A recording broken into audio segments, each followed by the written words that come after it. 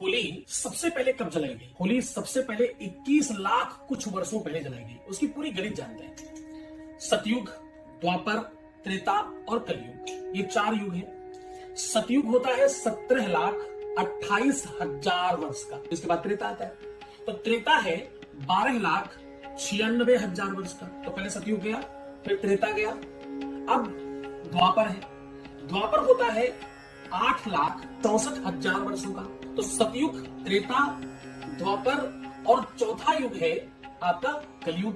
तो कलयुग होता है 4 लाख, बहुत ध्यान समझिएगा, ये गणित ही आपको बताएगी, 4,32,000 वर्ष का। अब कलयुग का अभी प्रथम चरण चल रहा है।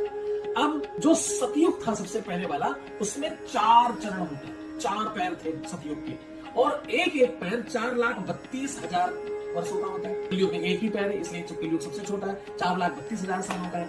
अब जैसे ही आपको कलयुग के बाद द्वापर का अगर कितने वर्ष का है निकालना हो तो इसको डबल कर दो, त्रेता को और ट्रिपल कर दो, और सतयुग को 4 टाइम कर दो, तो आपको उसका वर्ष निकल आएगा।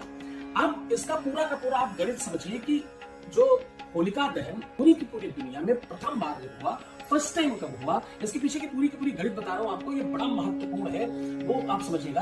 अभी कलयुग के 5,127 दिन कंप्लीट हुए।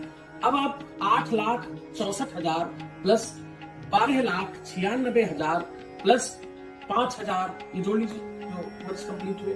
इनको सबको अगर कंप्लीट करोगे कि सतयुग के बिल्कुल आखिरी काल का वो समय है जब प्रहलाद की रक्षा करने के लिए भगवान ने वो लीला करी।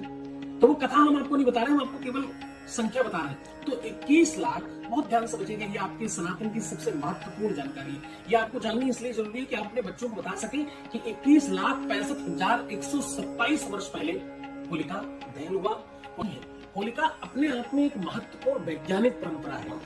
ये परंपरा आपको बताती है कि बसंत का जो मौसम है, बसंत की जो ऋतु है, इसमें सबसे ज्यादा कीट पतंगे होते हैं, इसमें सबसे ज्यादा छोटे छोटे कीट होते हैं जो रोग कारक है, सबसे ज्यादा वायरसेस फैलते हैं। इसी कारण से परंपरागत लकड़ियों को जलाना, आम, पीपल, बरगद, पाकर, नीम, इनको सबको जलाकर जो उसमें से S7-9H ये जो केमिकल्स निकलते हैं जिससे ये कीटाणु समाप्त होते हैं, इसलिए इनको जलाया जाता था। गोबर की उपले, गौमूत्र, पंचकव्य बना हुआ वो औषधि और खूब सारे पकवान, इन सबसे होता क्या है, अलग तरह की सुगंध व्यापक बनती है।